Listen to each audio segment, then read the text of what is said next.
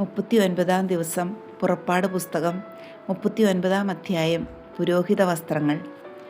മോശയ്ക്ക് കർത്താവ് നൽകിയ കൽപ്പന അനുസരിച്ച് അവർ വിശുദ്ധ കൂടാരത്തിലെ ശുശ്രൂഷകൾക്ക് വേണ്ടി നീലം, ധൂമ്രം, കടും ചുമപ്പ് എന്നീ വർണ്ണങ്ങളിലുള്ള നൂലുകൾ ഉപയോഗിച്ച് നേർമയുള്ള വസ്ത്രങ്ങൾ നിർമ്മിച്ചു. അഹ്റോന് വേണ്ടിയുള്ള വിശുദ്ധ വസ്ത്രങ്ങളും ഉണ്ടാക്കി. സ്വർണവും നീലം, ധൂമ്രം, കടും ചുമപ്പ് എന്നീ വർണ്ണങ്ങളിലുള്ള നൂലുകളും നേർമയിൽ നെയ്തെടുത്ത ചണത്തുണിയും ഉപയോഗിച്ച് അവർ എഫോദ് ഉണ്ടാക്കി. അവർ സ്വർണം തല്ലിപ്പരത്തി നേരിയ നൂലുകളായി വെട്ടിയെടുത്ത് നീലം, ധൂമ്രം, കടും ചുമപ്പ് എന്നീ വർണ്ണങ്ങളിലുള്ള നൂലുകളിലും നേർമയിൽ നെയ്തെടുത്ത ചണത്തുണികളിലും വിദഗ്ധമായി ഇണക്കി ചേർത്തു. എഫോദിന് തോൾവാറുകൾ ഉണ്ടാക്കി അതിന് രണ്ടറ്റങ്ങളിലും യോജിപ്പിച്ചു.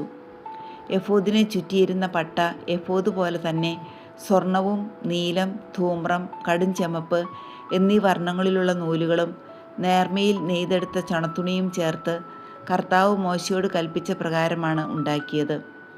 ചെത്തിയൊരുക്കിയ വൈഡൂര്യക്കല്ലുകളിൽ മുദ്ര പോലെ ഇസ്രായേലിൻ്റെ പുത്രന്മാരുടെ പേരുകൾ കൊത്തി.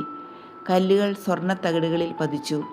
കർത്താവ് മോശയോട് കൽപ്പിച്ചതനുസരിച്ച് ഇസ്രായേൽ പുത്രന്മാരുടെ സ്മാരകശിലകളായി അവ എഫോദിൻ്റെ തോൾവാറുകളിൽ ഉറപ്പിച്ചു.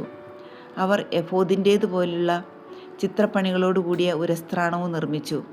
സ്വർണ്ണ നൂലുകൾ, നീലം, ധൂമ്രം, കടും ചുമപ്പ് എന്നീ നിറങ്ങളുള്ള നൂലുകൾ, നേർമയിൽ നെയ്തെടുത്ത ചണത്തുണി എന്നിവ ഉപയോഗിച്ചാണ് അത് നിർമ്മിച്ചത്. ഉരസ്ത്രാണം സമചതുരത്തിൽ 2 മടക്കുള്ളതായിരുന്നു. അതിന് 1 ചാൺ നീളവും 1 ചാൺ വീതിയും ഉണ്ടായിരുന്നു. അതിന്മേൽ അവർ 4 നിര രത്നങ്ങൾ പതിച്ചു. ആദ്യത്തെ നിരയിൽ മാണിക്യം, പുഷ്യരാഗം, വൈഡൂര്യം. രണ്ടാമത്തെ നിരയിൽ മരതകം, ഇന്ദ്രനീലം, വജ്രം. മൂന്നാമത്തെ നിരയിൽ പവിഴം, ചന്ദ്രകാന്തം, സൗഗന്ധികം. നാലാമത്തെ നിരയിൽ പത്മരാഗം, ഗോമേതകം, സൂര്യകാന്തം. അലങ്കാര പണി ചെയ്ത സ്വർണ്ണത്തകിടിലാണ് ഈ രത്നങ്ങൾ പതിച്ചത്. ഇസ്രായേലിൻ്റെ 12 പുത്രന്മാരുടെ പേരുകളനുസരിച്ച് 12 രത്നങ്ങളുണ്ടായിരുന്നു. ഓരോ ഗോത്രത്തിൻ്റെയും പേര് ഓരോ രത്നത്തിന്മേൽ മുദ്ര പോലെ ആലേഖനം ചെയ്തു. അവർ ഉരസ്ത്രാണത്തിനു വേണ്ടി തനി സ്വർണം കൊണ്ട് കയറുപോലെ പിണച്ചെടുത്ത തൊടലുകൾ പണിതു. 2 സ്വർണ്ണത്തകിടുകളും 2 സ്വർണ്ണ വളയങ്ങളും ഉണ്ടാക്കി. വളയങ്ങൾ ഉരസ്ത്രാണത്തിൻ്റെ മുകളിലത്തെ 2 മൂലകളിൽ ഘടിപ്പിച്ചു. 2 സ്വർണ്ണ തുടലുകൾ ഉരസ്ത്രാണത്തിൻ്റെ മൂലകളിലുള്ള വളയങ്ങളിൽ കൊളുത്തി. സ്വർണ്ണ തുടലുകളുടെ മറ്റേ അറ്റങ്ങൾ സ്വർണ്ണത്തകിടുകളിൽ ഘടിപ്പിച്ച് എഫോദിൻ്റെ മുൻഭാഗത്ത് അതിൻ്റെ തോൾവാറുകളിൽ ബന്ധിച്ചു. 2 സ്വർണ്ണ വളയങ്ങളുണ്ടാക്കി അവ ഉരസ്ത്രാണത്തിൻ്റെ താഴത്തെ കോണുകളിൽ അവയുടെ ഉൾഭാഗത്ത് എഫോദിനോട് ചേർത്ത് ബന്ധിച്ചു. 2 സ്വർണ്ണ വളയങ്ങൾ കൂടി നിർമ്മിച്ച് അവ എഫോദിൻ്റെ തോൾവാറുകളുടെ താഴത്തെ അറ്റങ്ങൾക്ക് മുൻഭാഗത്ത് അവയുടെ തുന്നലിനോടടുത്ത് എഫോദിൻ്റെ അലങ്കൃതമായ അരപ്പട്ടയ്ക്ക് മുകളിലായി ബന്ധിച്ചു.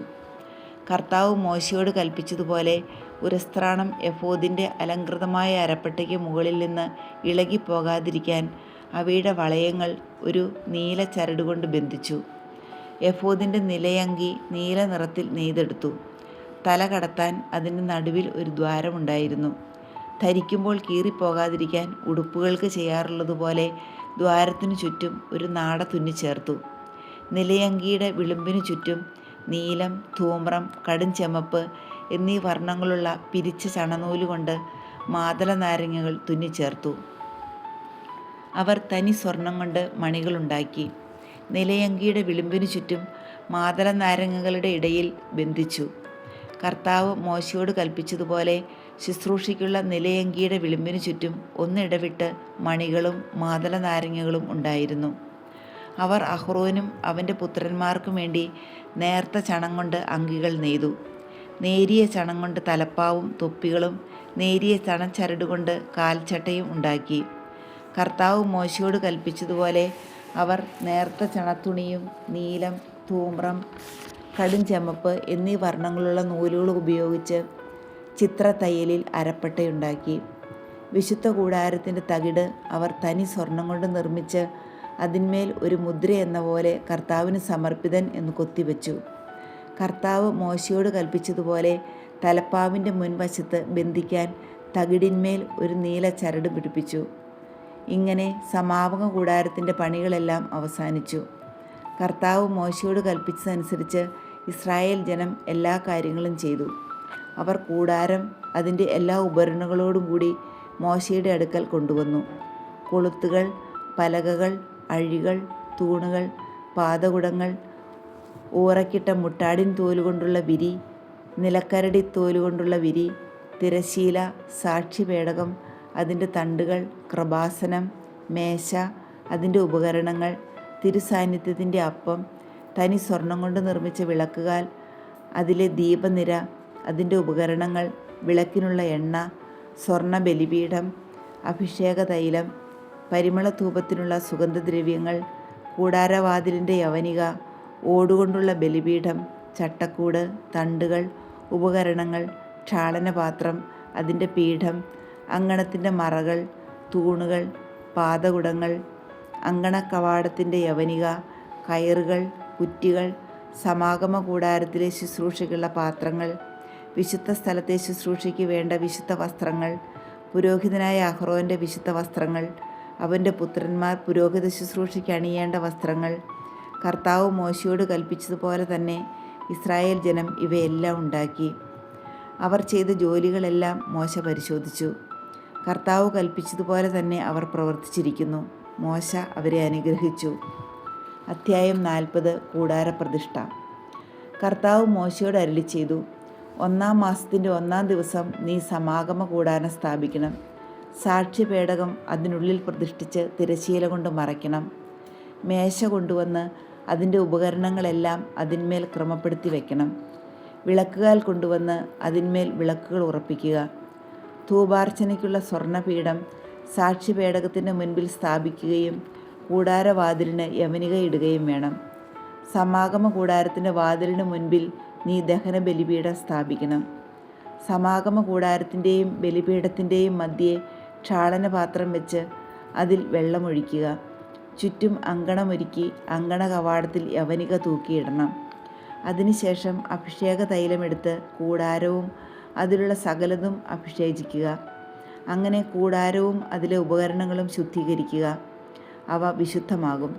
ദഹന ബലിപീഠവും അതിലെ ഉപകരണങ്ങളും അഭിഷേചിച്ച് ശുദ്ധീകരിക്കുക. ബലിപീഠം അതിവിശുദ്ധമാകും. ക്ഷാളനപാത്രവും അതിൻ്റെ പീഠവും അഭിഷേചിച്ച് ശുദ്ധീകരിക്കണം.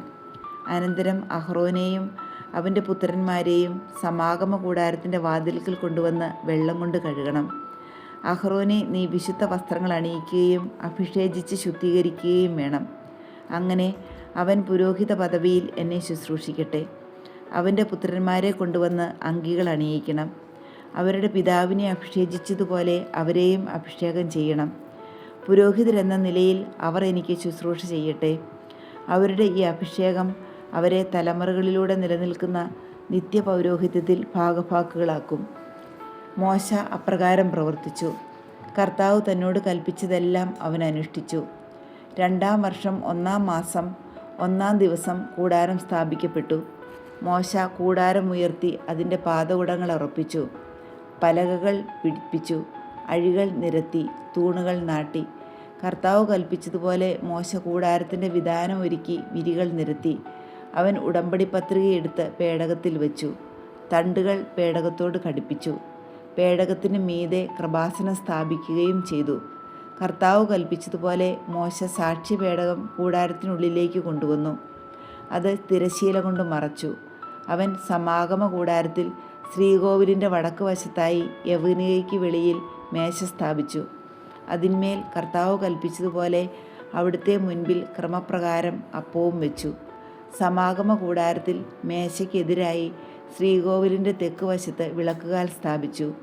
കർത്താവ് കൽപ്പിച്ചതുപോലെ മോശ കർത്താവിൻ്റെ മുൻപിൽ വിളക്കുകൾ വെച്ചു. സമാഗമ കൂടാരത്തിൽ തിരശ്ശീലയുടെ മുൻപിൽ ധൂപാർച്ചനയ്ക്കുള്ള സ്വർണ്ണപീഠം സ്ഥാപിച്ചു. കർത്താവ് കൽപ്പിച്ചതുപോലെ മോശ അതിന്മേൽ പരിമളദ്രവ്യങ്ങൾ പുകച്ചു. കൂടാരത്തിൻ്റെ വാതിൽക്കൽ തിരശ്ശീല തൂക്കിയിട്ടു. കർത്താവ് കൽപ്പിച്ചതുപോലെ സമാഗമ കൂടാരത്തിൻ്റെ വാതിൽക്കൽ ദഹന ബലിപീഠം സ്ഥാപിക്കുകയും അതിന്മേൽ ദഹനബലിയും ധാന്യബലിയും അർപ്പിക്കുകയും ചെയ്തു. സമാഗമ കൂടാരത്തിനും ബലിപീഠത്തിനും മധ്യേ ക്ഷാളനപാത്രം വെച്ച് അതിൽ ക്ഷാളനത്തിനുള്ള വെള്ളമൊഴിച്ചു. ഈ വെള്ളം കൊണ്ട് മോശയും അഹ്റോനും അഹ്റോൻ്റെ പുത്രന്മാരും കൈകാലുകൾ കഴുകി. കർത്താവ് മോശയോട് കൽപ്പിച്ചതുപോലെ അവർ സമാഗമ കൂടാരത്തിൽ പ്രവേശിക്കുമ്പോഴും ബലിപീഠത്തെ സമീപിക്കുമ്പോഴും ക്ഷാളനകർമ്മം അനുഷ്ഠിച്ചു പോന്നു. അവൻ കൂടാരത്തിനും ബലിപീഠത്തിനും ചുറ്റും അങ്കണമുണ്ടാക്കി അങ്കണ കവാടത്തിൽ യവനികയിട്ടു. അങ്ങനെ മോശ ജോലി ചെയ്തു തീർത്തു. കർത്താവിൻ്റെ സാന്നിധ്യം. അപ്പോൾ ഒരു മേഘം സമാഗമ കൂടാരത്തെ ആവരണം ചെയ്തു. കർത്താവിൻ്റെ മഹത്വം കൂടാരത്തിൽ നിറഞ്ഞു നിന്നു. മോശയ്ക്ക് സമാഗമ കൂടാരത്തിൽ പ്രവേശിക്കാൻ കഴിഞ്ഞില്ല, കാരണം മേഘം അതിനെ ആവരണം ചെയ്തിരുന്നു. കർത്താവിൻ്റെ മഹത്വം കൂടാരത്തിൽ നിറഞ്ഞു നിന്നിരുന്നു. മേഘം കൂടാരത്തിൽ നിന്ന് ഉയരുമ്പോഴാണ് ഇസ്രായേൽ ജനം യാത്ര പുറപ്പെട്ടിരുന്നത്.